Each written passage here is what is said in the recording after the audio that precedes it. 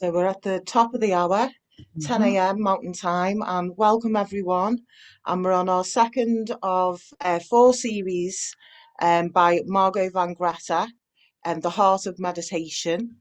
And within this hour-long open discussion, we'll be learning some simple meditation practices, and taking some literature from Thupten Norbuling's webpage. We'll be learning some simple meditation practices which can gently relax us into a calm mental space where we are aware of our thoughts, yet are no longer carried away by them. We can direct our attention to what matters and face challenges with a happier and more peaceful and loving attitude. So we'll be learning a bit more about that today. Thank you, Margo. It's lovely to see you again. Mhm. Thank you. Thank you for inviting me. So my name is Margo. I'm here in Scotland in the Findhorn community.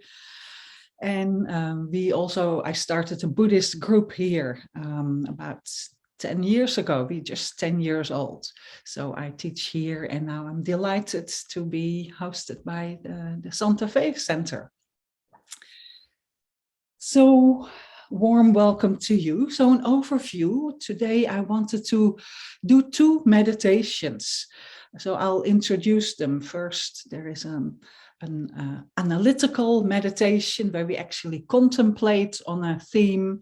So I'll say a bit about it. We're going to do the meditation, have some time for dialogue, for questions. A short video from Venerable Renee about meditation, just like a 5-minute, 8-minute clip. And then I would like to conclude with a loving kindness meditation. I thought in this world of trouble, loving kindness is a good quality to have. So we're going to cultivate that. So, but first, maybe we do some prayers to check our motivation.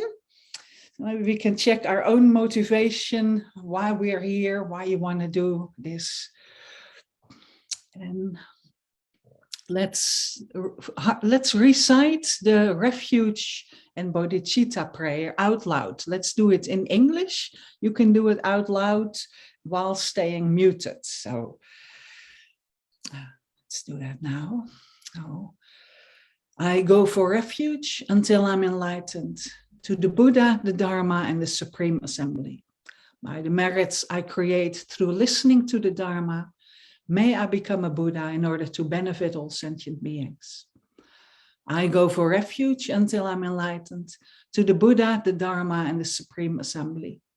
By the merits I create through listening to the Dharma, may I become a Buddha in order to benefit all sentient beings. I go for refuge until I'm enlightened to the Buddha, the Dharma, and the Supreme Assembly. By the merits I create through listening to the Dharma, may I become a Buddha in order to benefit all sentient beings. Thank you, Anna. And I think that's enough for now. So this is like a summary of a profound setting of the motivation, where we can actually think about why we're doing this. Motivation is a very important part. I want to put you on gallery view so I can see you. I don't need to see myself so much. This is better. So yeah, I want to do a little introduction. Was one of you here last week? Any of you? No. So last week we did more like a basic meditation practice. We called it a breathing meditation. That is a simple, simple. Well, the instructions are simple. Actually, doing it may not be so simple. But last week we did a basic breathing meditation where we focus our attention on the breath and use that as our anchor, going back to that again and again. And we'll come back to that today, because that is like a basic meditation that we come back to in many situations. Today, I actually wanted to move on from concentration meditation. So concentration meditation is the ability to concentrate, the ability to stay on one object, on one topic, not being distracted by all the very exciting things in life or the really challenging and difficult things in life, the fun bits or the really awful bits, all the parts of our lives. To not be distracted by them, but being able to have the ability to say, I'll stick to the breath, And the breath is then a simple example. It's like a neutral topic. The breath is not good or bad. We need to breathe in order to live, to survive. But it's like a neutral topic that is used because as long as we are alive, we breathe. So we go back there. We use the breath a lot in meditation practice as an anchor, and that can be our main practice. There are practitioners who use that as their practice, and that's it. However, in this lineage that we're part of, that we're engaged in, there are also several other types of meditations. And one I would like to introduce, that is it's called an analytical meditation, or also called a contemplation meditation. That is where we actually bring in a topic to discuss. So instead of saying, focus on the breath, that's it, we give ourselves a topic or a theme to explore. It's in a way to have an internal dialogue, like, with somebody else, you could have a dialogue. I say this and you say that. And I say, well, I don't agree. And is that really true? And, you can check things out in a dialogue and analyze something or discuss something together in a partnership or in a group. Here, we're going to do that on the inner. So we're going to take a topic, a theme. So the theme will be given. It's not that you're going to check out your shopping list or so. The theme will be one of the Buddhist themes that will be given. And you're going to explore that. You're going to think about that, reflect on that. So I'll say a few things. And one of the things in Buddhism is you don't have to believe anything that I say or that Buddha says or anything. So especially in an analytical meditation, we're actually invited to check things out, like, whatever the theme of that meditation is that true? Can you relate to that? So you're going to check your own experiences, like, is that true for you? Is that total nonsense? Or can you say, like, well, actually, yeah, maybe there is some truth in it. So you're going to check that out until at some point you hopefully, or you might come to a moment that that it sinks in. When you have a conversation with someone or a dialogue, at some point, maybe you think, wow, yeah, actually, that's right. So that is usually a moment where things can sink in a little. So when that happens during the meditation, then the invitation is to stay there a bit and to actually let that truth sink in and not immediately go on to the next topic. So we can stay there as long as we can until a dialogue starts to happen again. Is a yes, but have you thought of that? And have I thought of that? And yes, but in that situation, is it still true, etc. I'm sure we have an investigative mind. So I think for Westerners, this is a brilliant meditation, a brilliant type of meditation, because we are naturally curious. And I think many of us, I won't speak for everyone, like to argue a bit and go like, no, I don't agree with this. And, have you thought about that? So in this meditation, you have permission to not agree and to have that dialogue with yourself, because it all happens on the inner. So we have some dialogue and then let things sink in. So it becomes more stable, if we have a realization, that's what we call, what's called in Buddhism, a realization, to actually realize a deeper truth. So then the theme that I wanted to bring in today is the theme of impermanence.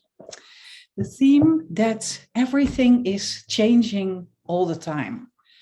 Now, on the one hand, we know that. We look at situations, here in Scotland, the weather is changing all the time. If you don't like the weather, wait 10 minutes and you get something else. That's our little joke here. Circumstances in the world are changing. First there is a certain situation and bang, there is a big war going on. Situations are changing all the time. Our lives are changing, our relationships are changing, our body is changing, we are getting older, or health issues change. The relationships with people change, friendships change, or situations in our life will change. Our work may change. Our natural circumstances may change. If you're in a wildfire or a tornado or anything like that, things change. And part of us, I'm sure we're all intelligent people. Part of us, we know that. Yet I think there is another part of us that just doesn't believe that just doesn't believe it, that keeps thinking, well, this is my situation, and I'm sure it's all going to be like that forever and ever. Even today, I had a conversation with a friend because I live in a new home, and she said, well, so you're going to stay there forever? And I went like, oh, I don't know. I've had to move house so many times, and I can't claim like, well, in this house, I'm going to stay forever. Anything could happen. And, that is more now my reality after some lessons. So in a way, there is a part of us that may think, any aspect in our life will stay the same. But that reality, that change is happening, is also there. So impermanence helps us to be more familiar with that ongoing change. So that is the purpose of doing a meditation on impermanence, to actually have that more as a realization, so that the next time that change does happen in our lives, we may be not so shocked by it. We go like, yeah, things change. So that's a little introduction. And I would like, are there any questions at the moment? Otherwise, I would go into a meditation, but any questions so far? No, nothing in the chat, Margo. No, I'm checking the chat. No. Yeah, because if there is, you can either, raise your hands the official Zoom way at the reactions at the bottom of your screen, or we're also big enough if you wave like that, then I also probably can see you. So, but otherwise, I would like to move into a meditation. I think it takes about 20-25 minutes or so. So if you want to make yourself comfortable, sitting on your seat, we may start with bringing our attention more inward.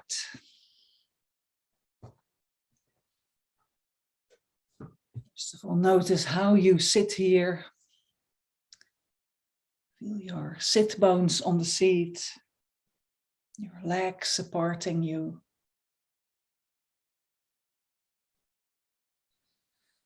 The back straight, just with a gentle, natural curve.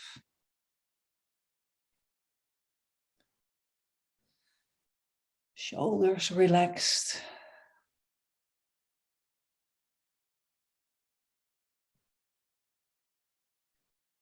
Your hands can be folded in your lap, the right on top of the left, the thumbs lightly touching each other.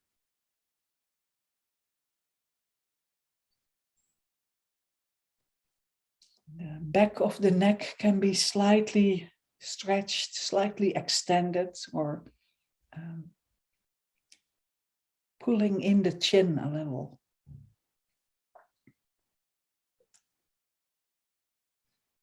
The jaw is relaxed. No clenching of the teeth. Tip of the tongue can be behind the upper palate. And the eyes can be either closed or half open, gazing downwards.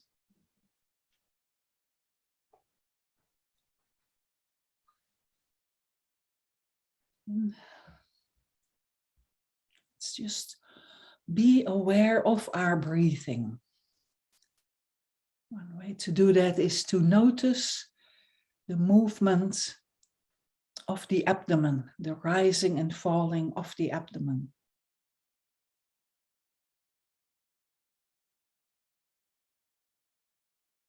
Let's hold our attention there as our anchor for a couple of moments, a couple of minutes.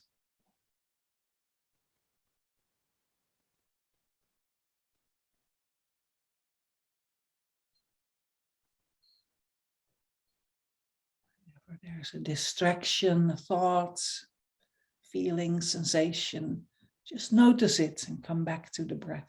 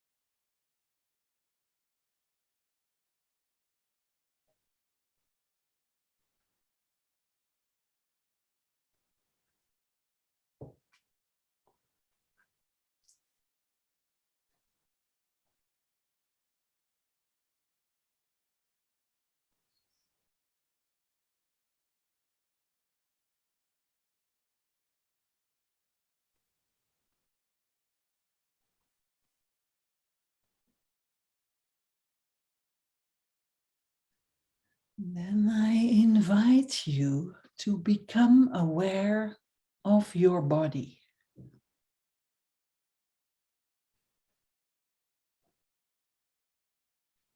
Consider the many different parts, the arms and legs, the head, the skin, the bones and blood and nerves,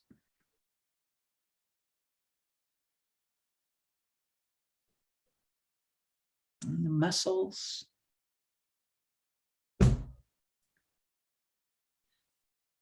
Check them out one by one and probe them with your feeling.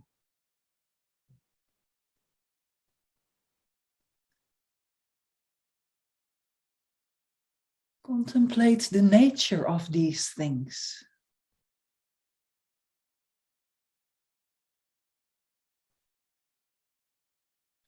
Their substance and their texture,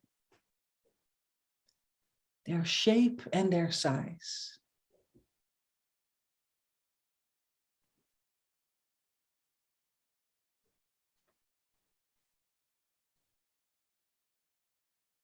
Be sensitive to the body at work,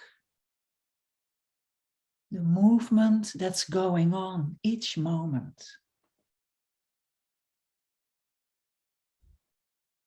The ebb and flow of your breath,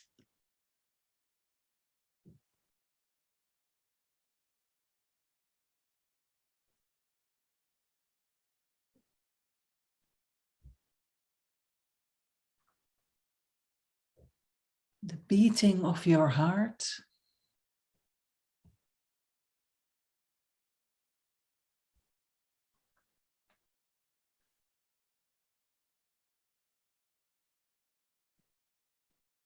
the flow of your blood,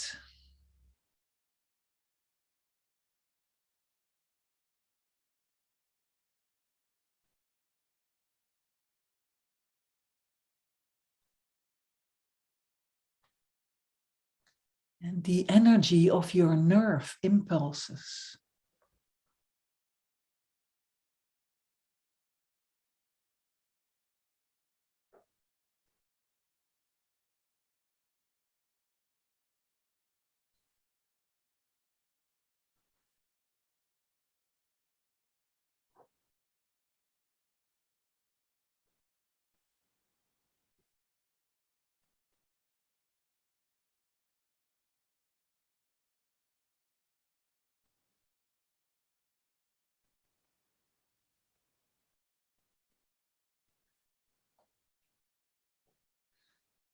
You can also be aware of your body at the even more subtle level of its cellular structure. It is entirely composed of living cells moving about, reproducing, dying and disintegrating.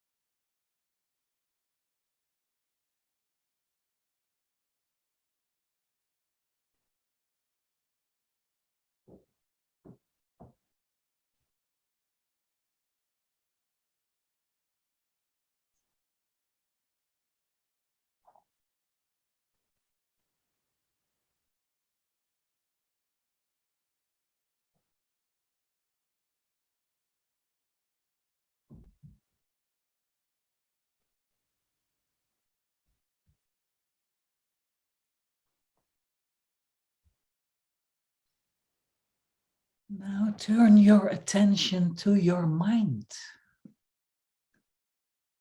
your consciousness. It too is made up of countless parts. There are thoughts coming and going.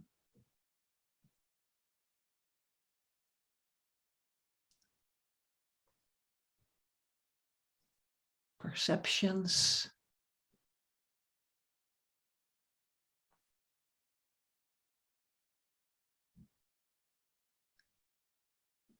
Feelings following one after the other ceaselessly. So simply watch this ever-changing flow of experiences of our consciousness.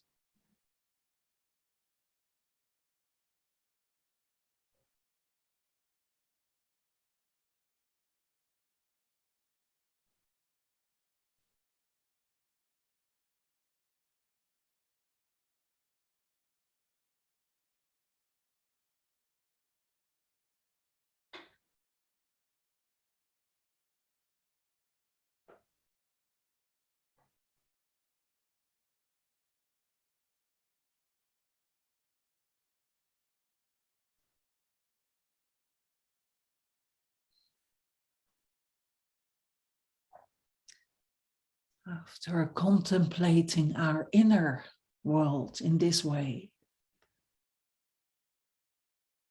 now let's turn to the outer world. Slowly increase your awareness. First, to include your immediate surroundings.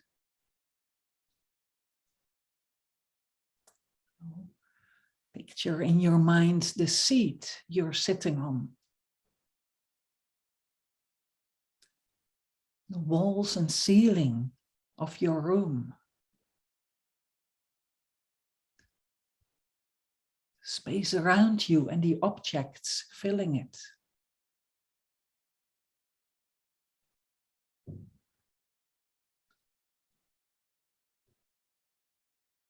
Consider that each of these, although appearing solid and static, is actually a mass of tiny particles whizzing around.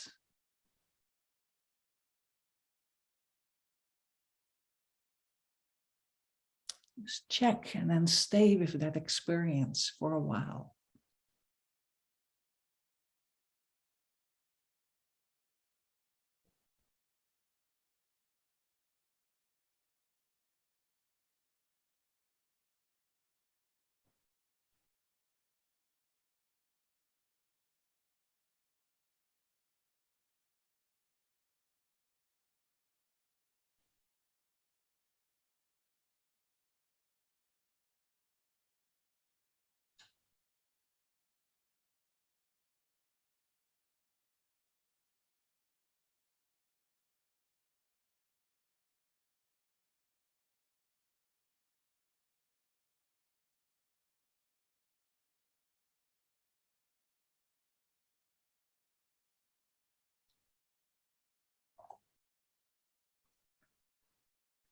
Then continue to expand your awareness of subtle impermanence, to take in the house or building you're in.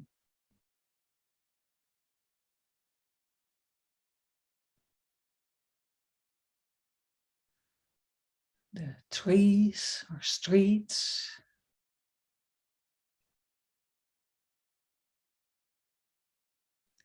the people and animals around you.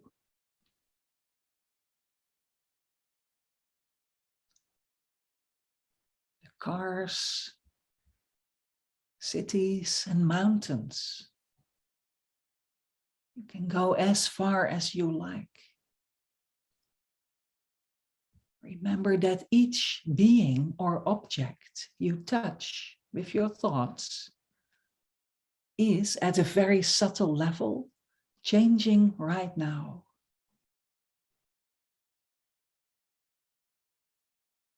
Check this out, that nothing remains the same from one moment to the next. And concentrate on that experience.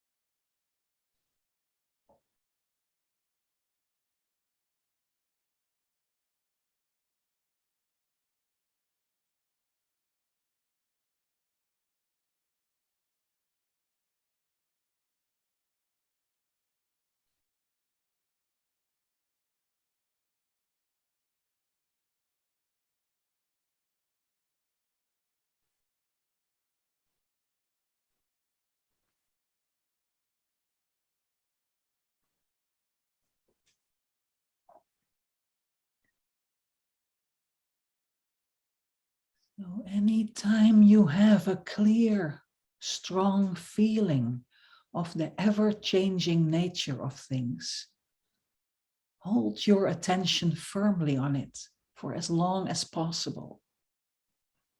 I do a stabilizing or concentration meditation. And soak your mind in the experience. And when the feeling fades, your attention starts to wander, again, analyze the impermanence of either your body or mind or another object.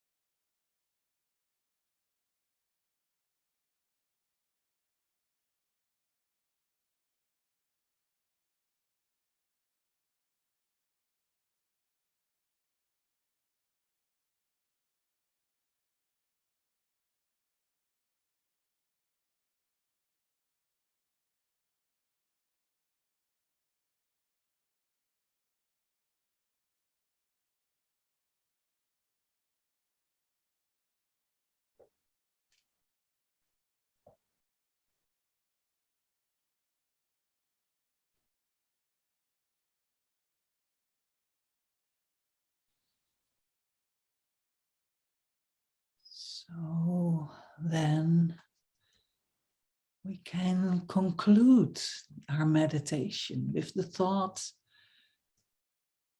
that it is unrealistic and self-defeating to cling to things as though they were permanent. Whatever is beautiful and pleasing will change and eventually disappear. So we can't expect it to give us lasting happiness. So also, whatever is unpleasant or disturbing won't last forever. It might even change for the better. So there's no need to be upset or to reject it.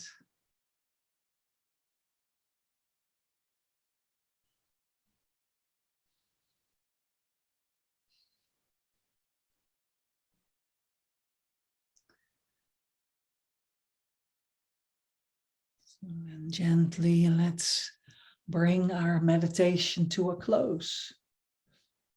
Moving our attention back to our body, maybe moving our shoulders, wriggle your toes, do a little stretch.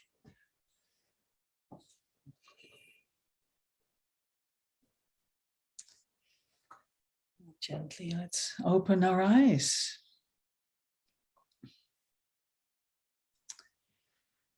So, yeah, I'd love to hear from you. How did this go? What did you notice? What did you experience? I'd love to hear a little from you. How did this go? So you can just wave and unmute yourself. I think that's possible. Yes, Anna is nodding. That's good.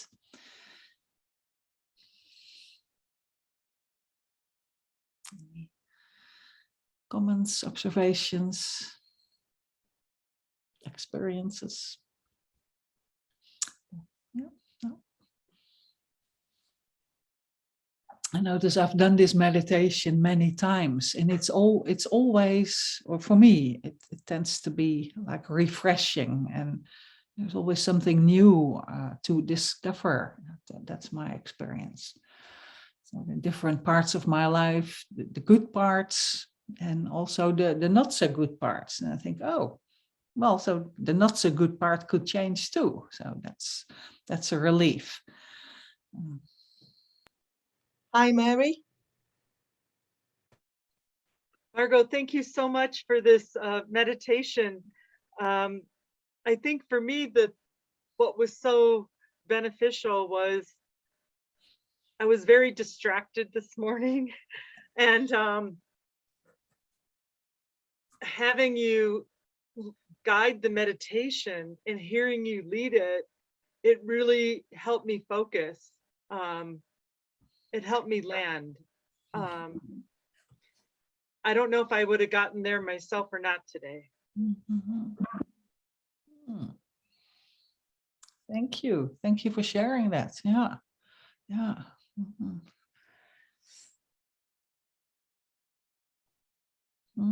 Thank you. Anyone else? Yes, Barbara. Oh yes, now I can see the hands. I don't see your hand, Mary, because it's in front of a yellow prayer flag. So that's why I didn't see it. It's like, oh, okay. Yes, Barbara. Thank you, Margo. I am just going to talk a little bit more about what Mary said. I find that being led in meditation is really helpful to me. And I find that doing meditation on my own without being guided, it doesn't have the same effect. And I don't know if that's just a matter of time that I will get there, but I find that I'm very reliant on guided meditation. Sure, I think that makes a lot of sense. I mean, I can resonate with that. I think when there is a guided meditation, either by a person or on a recording, I don't know, it does something. Yeah, because there are words that keep us focused, even when there is a distraction. Then, like this case, it's me saying, like, come back and do this or that. So then it's like, oh yeah. So that helps. I think it also can sometimes help to meditate in a group, even though we are not in the same room. We're all over the planet or different parts of the planet. But even that can sometimes help to, yeah. I guess a question that I have, Margo, is should I just be okay with that and not even think about it, worry about it? Or should I be really trying to meditate more on my own? That's where I'm not sure if I should just go with what is most beneficial, or if by doing that, that's a crutch for me. Right. Yeah. I see. I think, yeah, good question. I think you need to try it out. That was what I would say. I mean, when you find guided meditation beneficial and you have access to them through the center, through recordings, sometimes there are recordings, great, use it. And simultaneously, you could try things out, because maybe part of our meditation practice is also to find a time in the day. That's what I find helpful, to find a time in the day. And then usually like beginning of the day, before breakfast, before coffee or tea or emails or messages and whatever, the rest of our lives, to do a meditation there.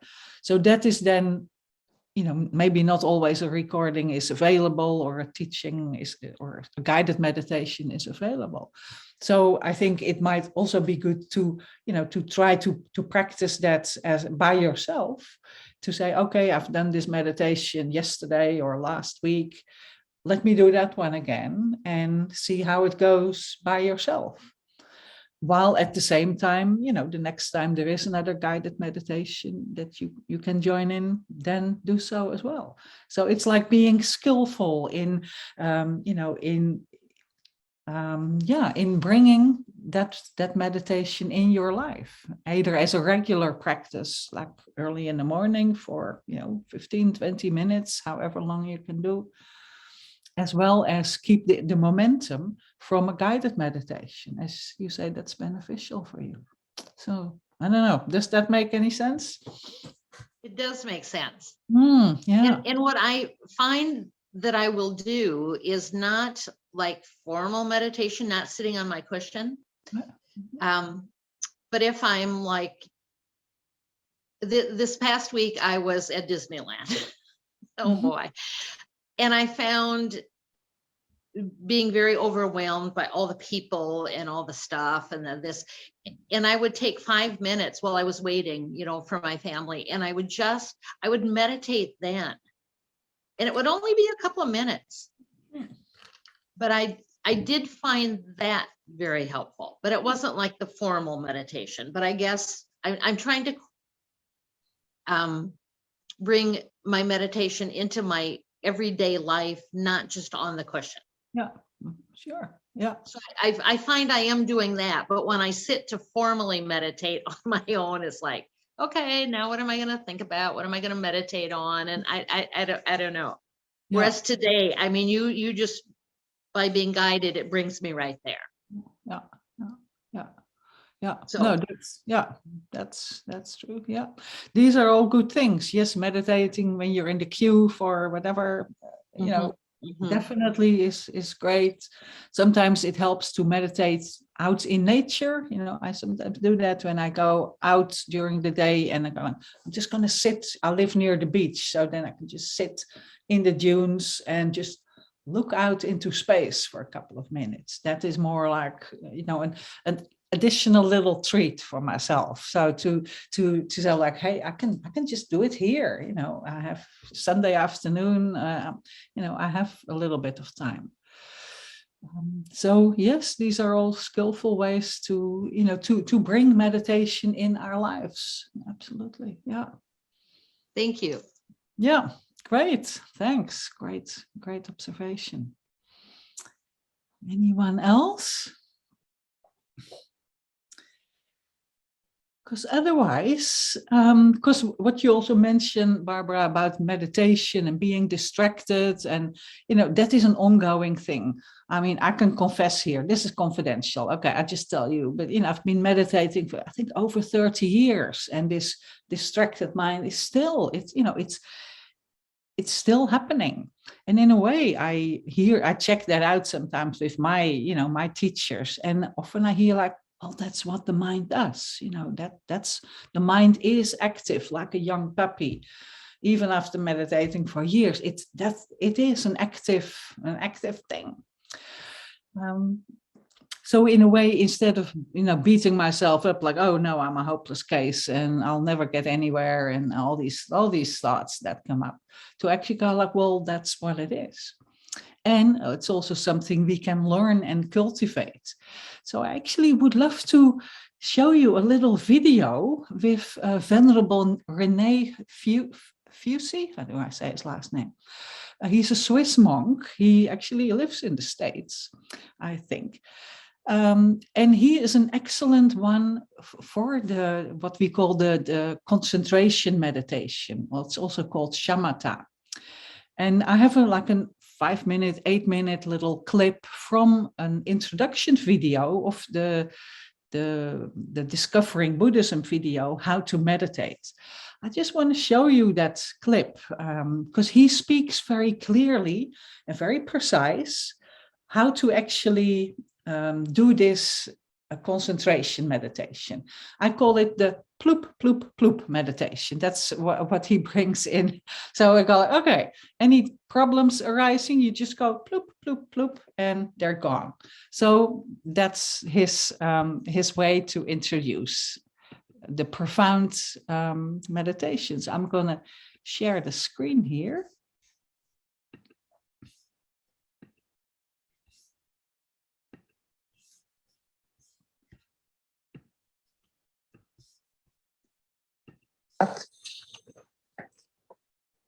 So when one starts meditating on calm abiding and sits down, and think, okay, I'm going to meditate for 10 minutes, I will, for 10 minutes, I will hold this Buddha image or watching the breath, So at the first stage, one said, wow, what a mess, One realized that one hardly ever find the object, During the whole session, we was, oh yes, oh, I'm supposed to watch my breath.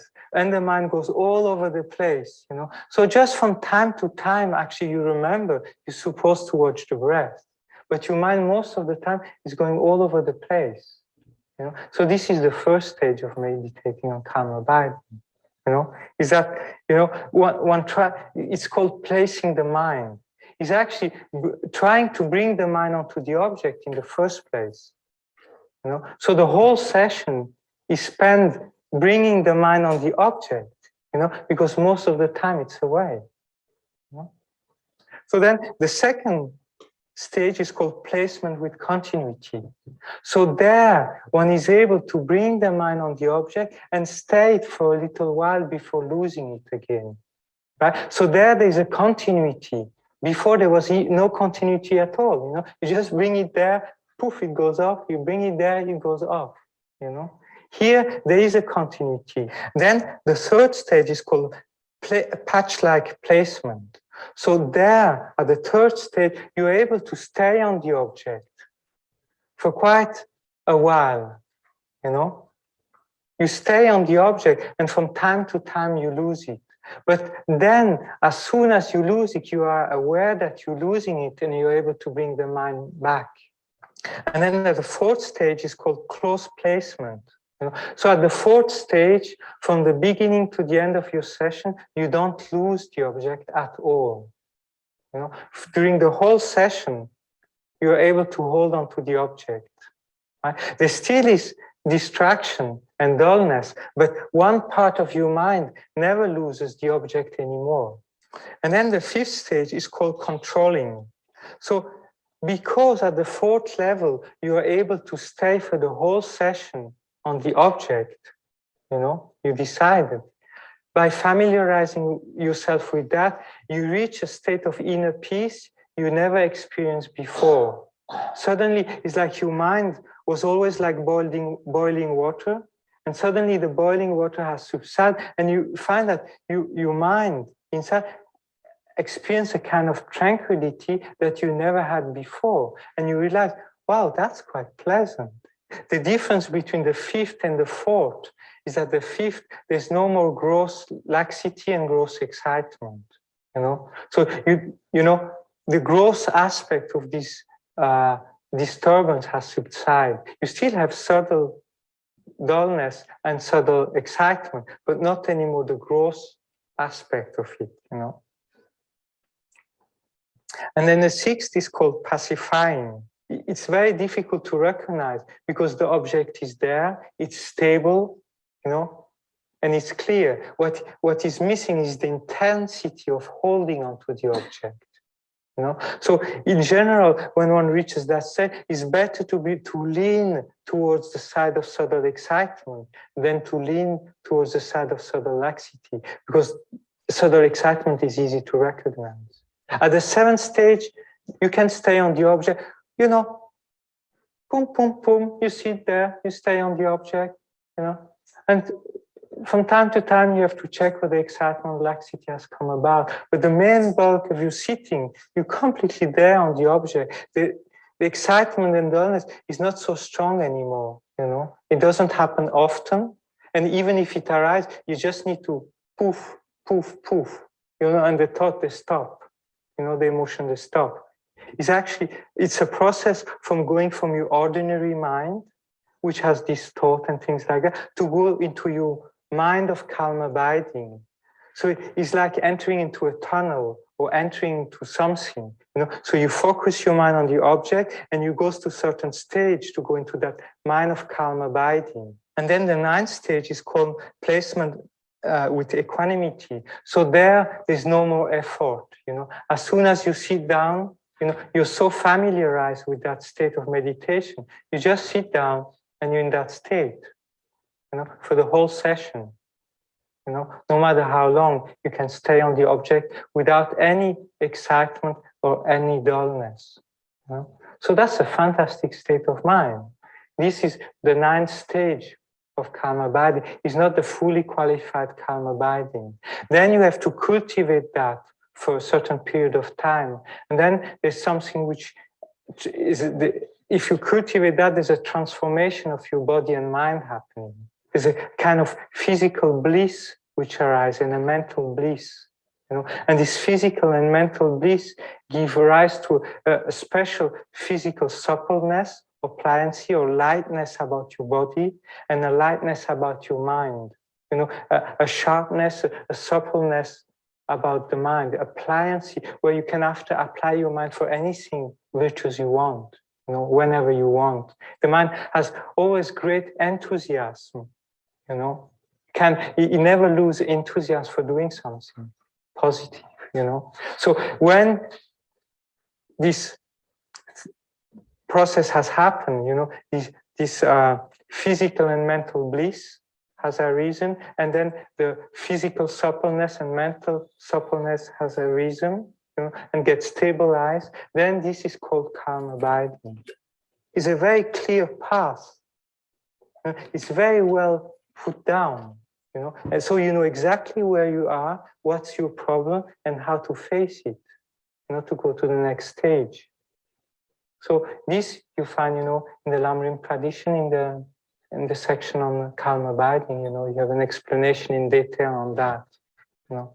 So good luck.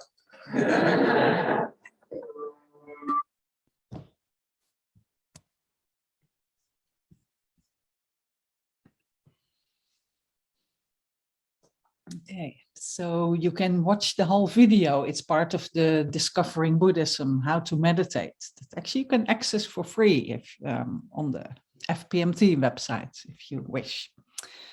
It's a lovely video. Any comments on this? I always find it very inspiring to hear like what is possible, something to aim for, maybe for my next life or so, who knows. But any comments or observations?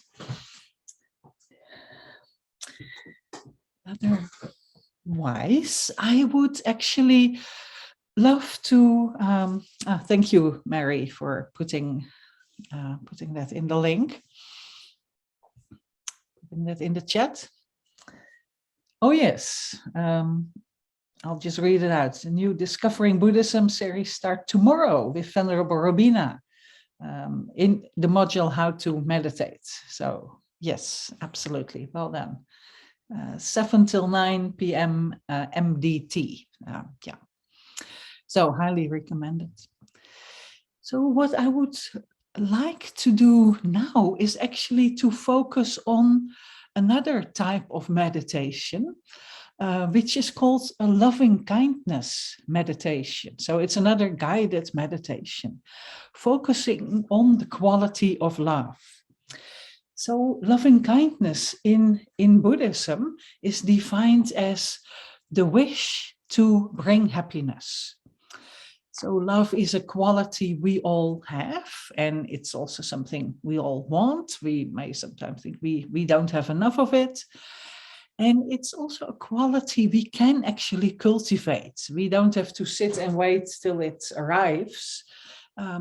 Also in the West, we often have this idea of more like a romantic love, that there is one person who, who loves us and makes us happy, or that we love. And that's certainly one type of love. But here, in the Buddhist practice and philosophy, the word love is actually the wish to bring happiness. And the wish to bring happiness not only to one person, but the wish to bring happiness to all living beings. So that's quite different, or slightly different from maybe our ordinary understanding of or what love is. But love or loving kindness has that wish to bring benefit to all beings. Now, last week in this class, we did a meditation on equanimity.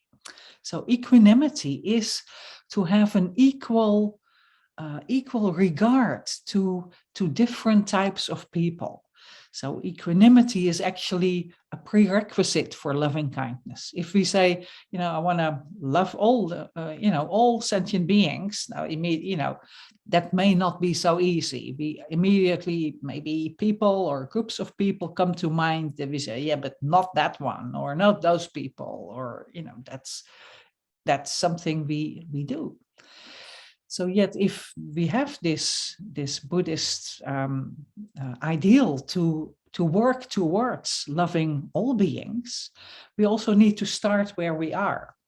So when we focus on equanimity, we actually focus on someone we like, someone we have difficulties with, maybe someone who has hurt us, harmed us, done something we didn't like, and a neutral person. And we look at how these roles, how they are interchangeable, how the person that we don't know, at some point they may become our friend. And how a friend, someone we appreciate, we like, we admire, we have great affection for, maybe they at some point do something. And at some point we think, well, they're not a friend anymore, after they've done that and that, especially after they've done something to us, we may not see them as a friend.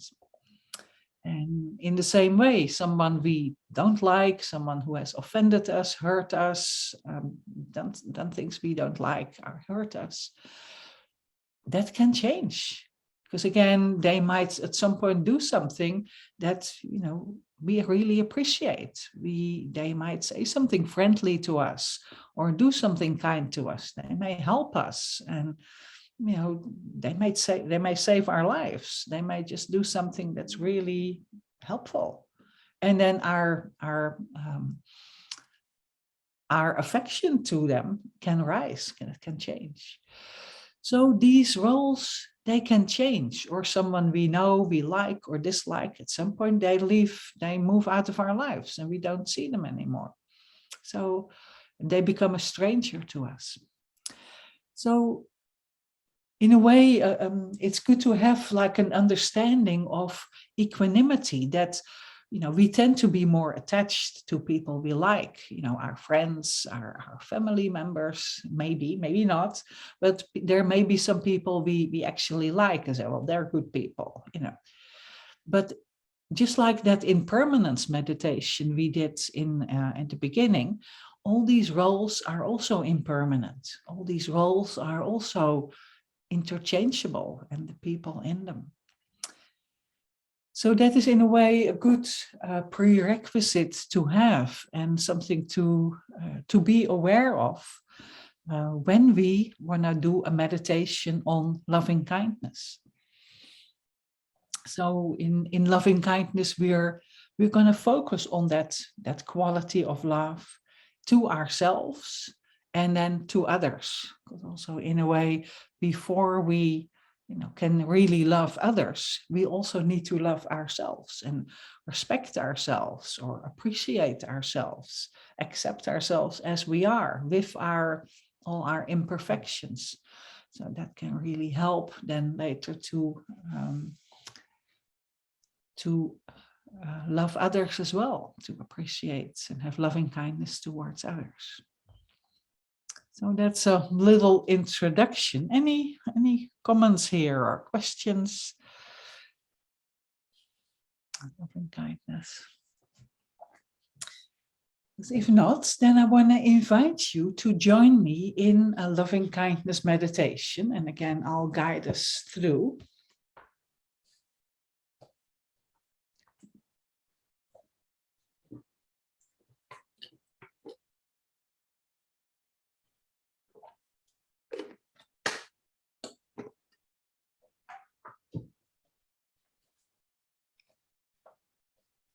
So again, sit comfortable.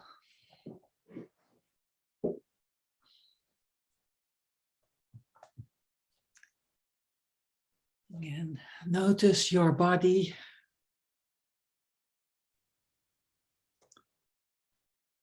This time, one thing that helps a meditation can be to scan our body. We can begin with our feet, feeling our feet on the ground, or wherever, if you sit cross-legged, you have them in that position. And move your attention up to your ankles, lower legs, knees,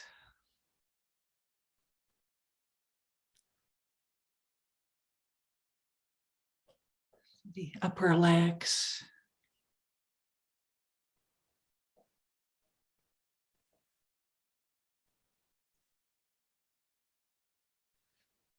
our sit bones on the seat, the pelvic area, and hips.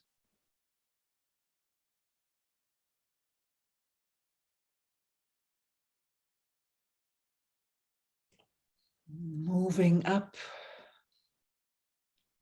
there's the abdomen with all the organs in it.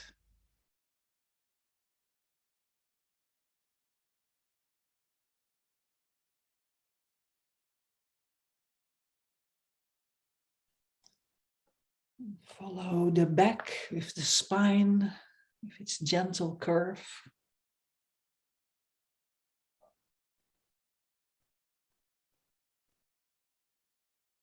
The chest.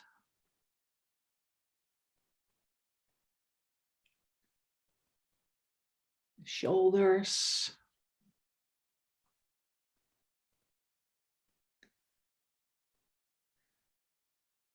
And moving down to the upper arms.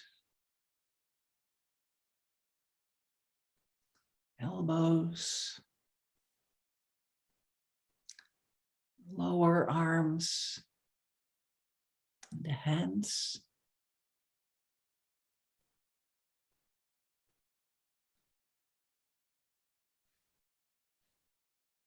The shoulders moving upwards to our neck. And our head.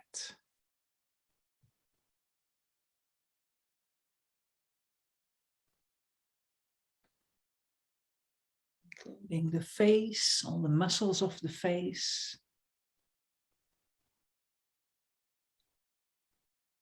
The sides of the head. The back of the head.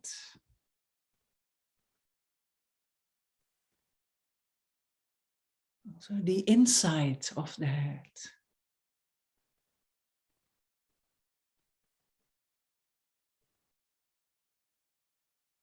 And the crown of our head.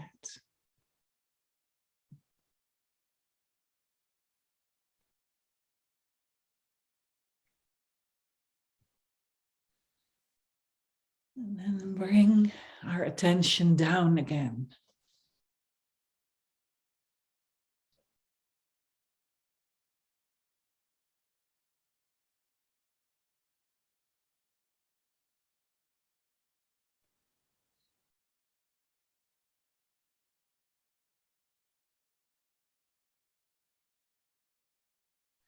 On the way down through our body in our own time.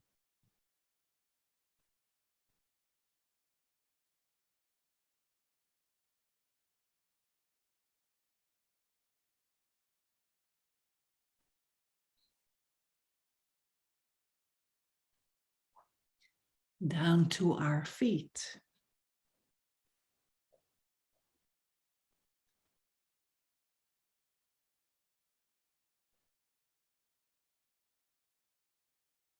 Simply watch our breathing for a few moments.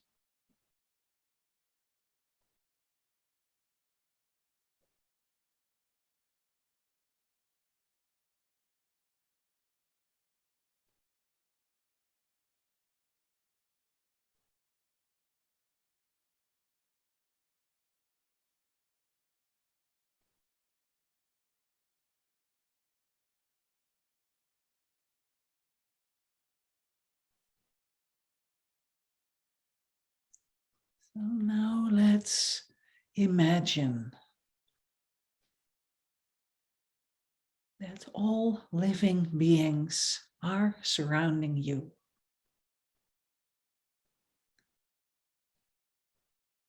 Imagine your mother is on your left. Your father is on your right. Even if they've passed away. So if you never knew your parents, you can still imagine them there. Or bring any other caretakers beside you.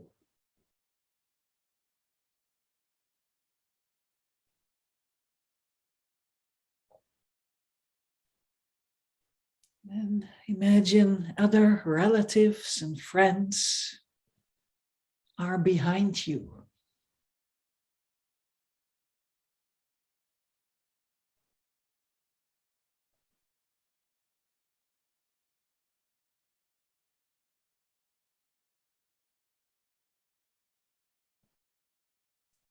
You can imagine in the space in front of you, those you dislike or who have hurt you.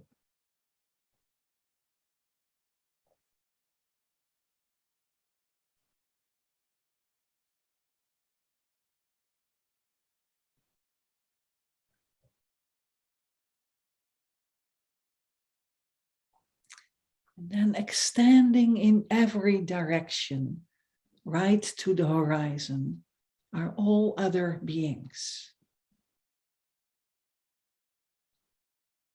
Feel that they're there, all in human form, sitting quietly, just like you.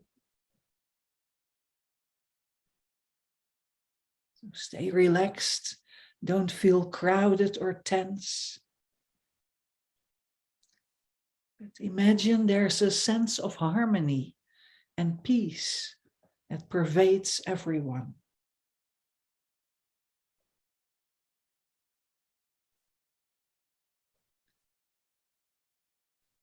So consider how wonderful it would be for yourself and others if you were able to love all these beings.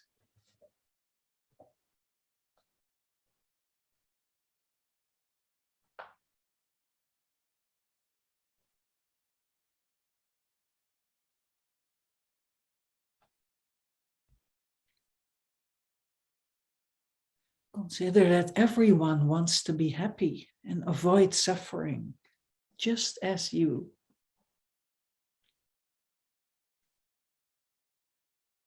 They're all trying to make the best of their lives, even those who are angry and violent.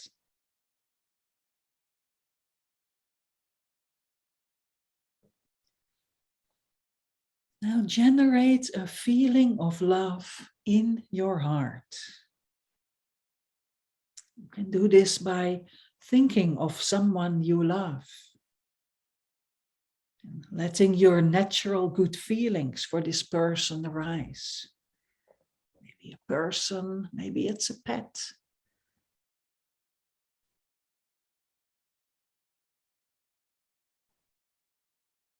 Maybe the love for a small baby.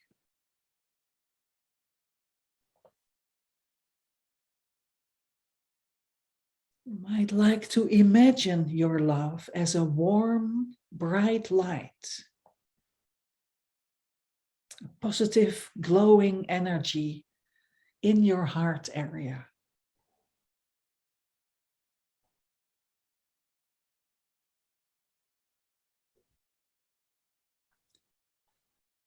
Before you can truly love others, you need to love yourself.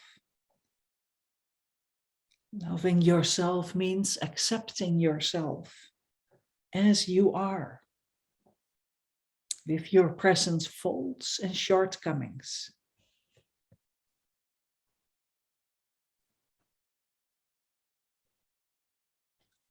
And recognizing you have the potential to free yourself from your problems. So really wish yourself all the happiness and goodness there is.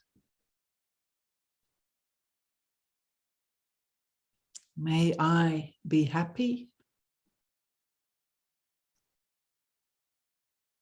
May I be at peace.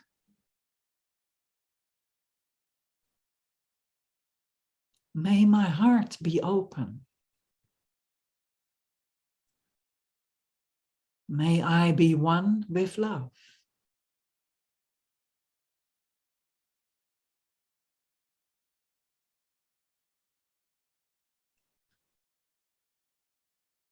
Imagine that the warm energy in your heart expands until it completely fills your body and mind.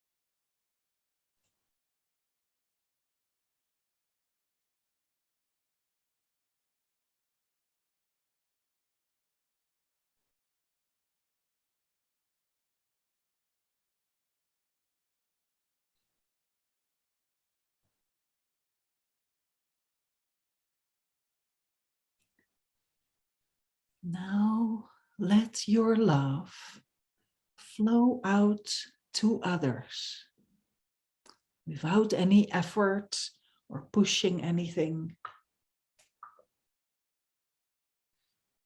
Start with your family and close friends sitting near you.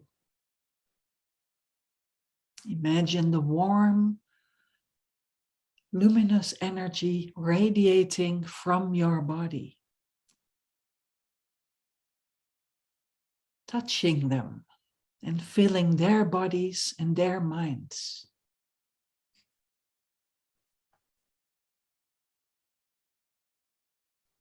Think and feel sincerely. May you be happy.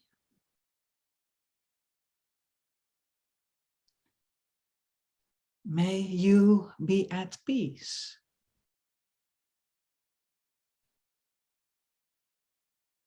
May your hearts be open.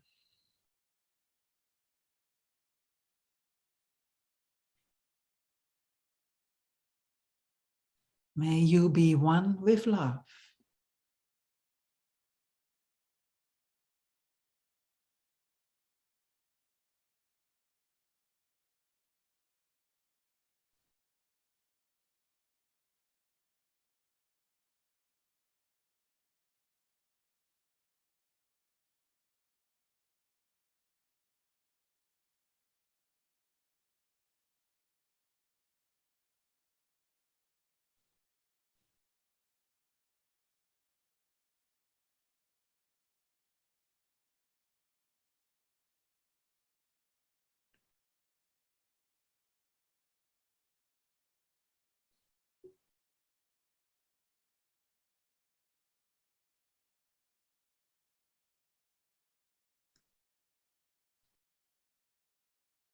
May you be free from problems and sickness and sadness. May your lives be long and peaceful. And may you quickly reach enlightenment.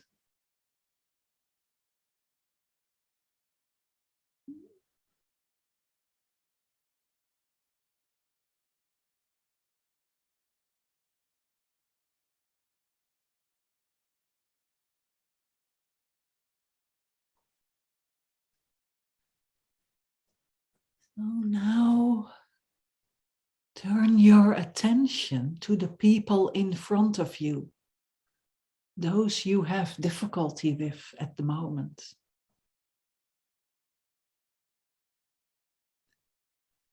Contemplate that they also need and deserve your love.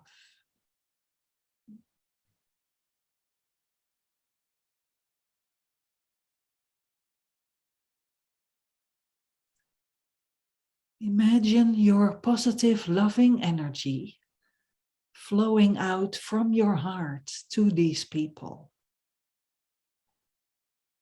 Wish them to be free of confusion and the anger and self-centeredness that drives them to act the way they do. Really want them to find peace of mind and happiness, and finally enlightenment. May you be happy. May you be at peace. May your heart be open. May you be one with love.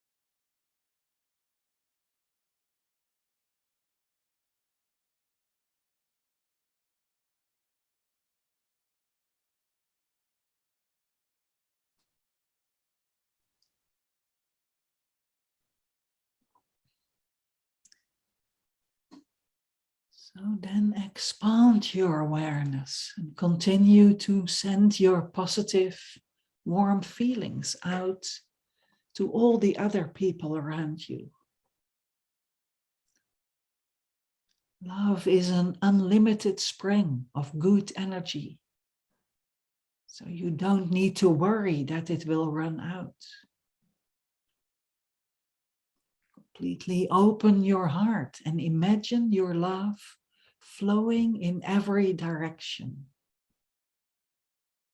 reaching all beings who are lonely, sick, hungry, confused, oppressed, frustrated, and frightened.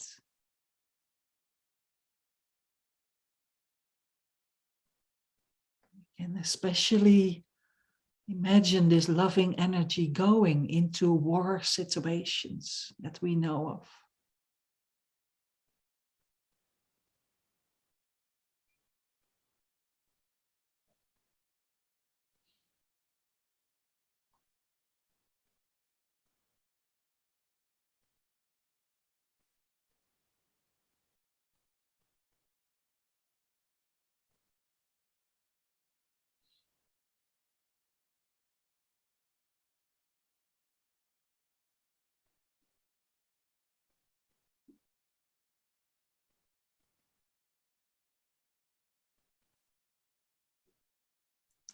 We're going to the refugees.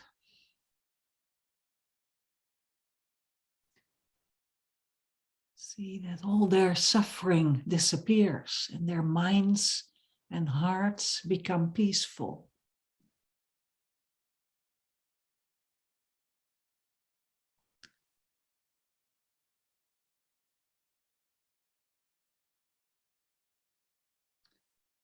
May all be happy. May all be at peace. May all hearts open. May all be one with love.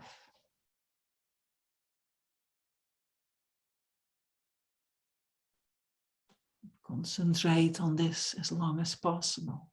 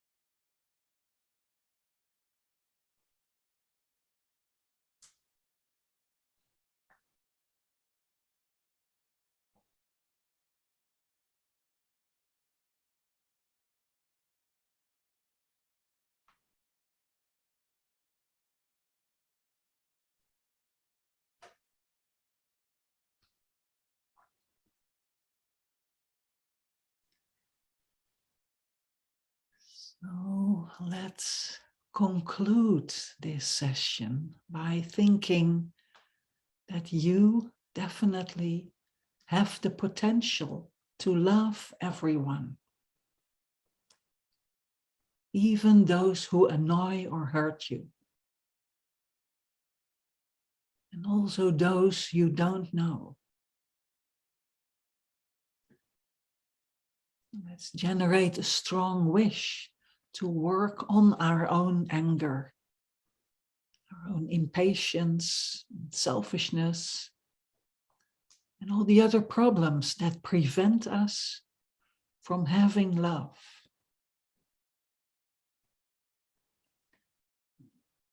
Keep your mind open and trying to overcome the ego's attitudes that will leave much space in your heart for pure unconditional love, and thus happiness for yourself and others to develop.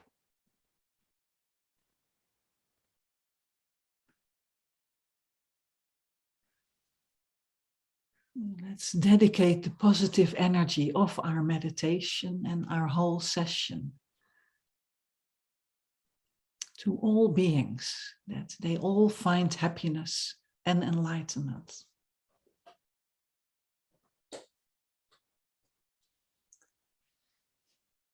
Let's read out the dedication prayers. They're on the screen, so we can read them out loud. Let's do them first in English and then in Tibetan, if you know it, if you don't know it. It has a beautiful tune that has also a blessing of the lineage. Due to the merits of these virtuous actions, may I quickly attain the state of a Guru Buddha and lead all living beings without exception into that enlightened state.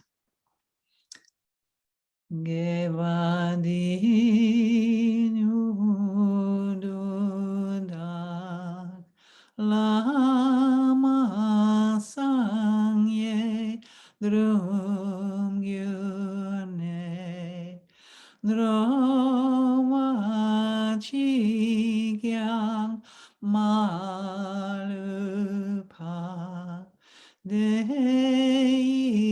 sala gpacho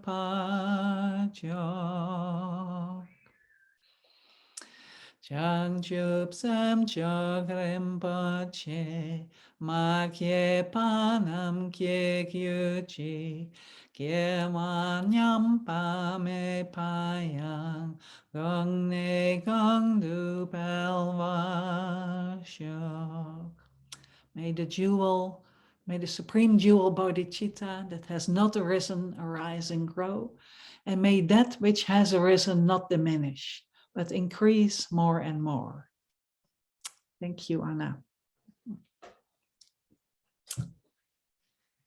So thank you everyone for joining in. Just want to say the meditations that I did came from the book How to Meditate by Venerable Sankhya Kadro or Kathleen MacDonald. So, I mean, if you ever wanted to buy only one book, one Buddhist book, I say make it this one. I think it's brilliant. It has a lot of meditations, short explanations, and a lot of meditations in it.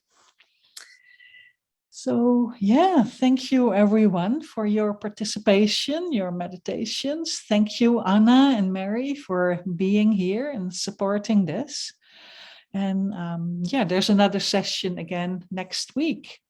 So are there any other announcements you, Anna or Mary, you want to make? No, thank you very much. Thank you very much, Greta. It's so lovely to have you here again. For me, such a refreshing, warm, instantly identifiable teacher, and it's I can see Mary rigorously agreeing there as well. It's like as soon as you start to lead and meditate, I'm there.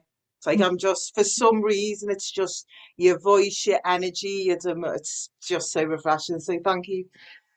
And yet we've got 2 more sessions of this to go. So next week and the following week, same place, same time. And thank you, Mary, for putting up Venerable Rabina's Discovering Buddhism course on how to meditate. And of course, Greta and Margo, this course is running alongside and with that other course in mind. So one helps support the other. So thank you, everyone. Hope to see you all next week. Thank you, Margo. Thank you, Anna. Thank you, Mary. Thank you, thank you, thank you.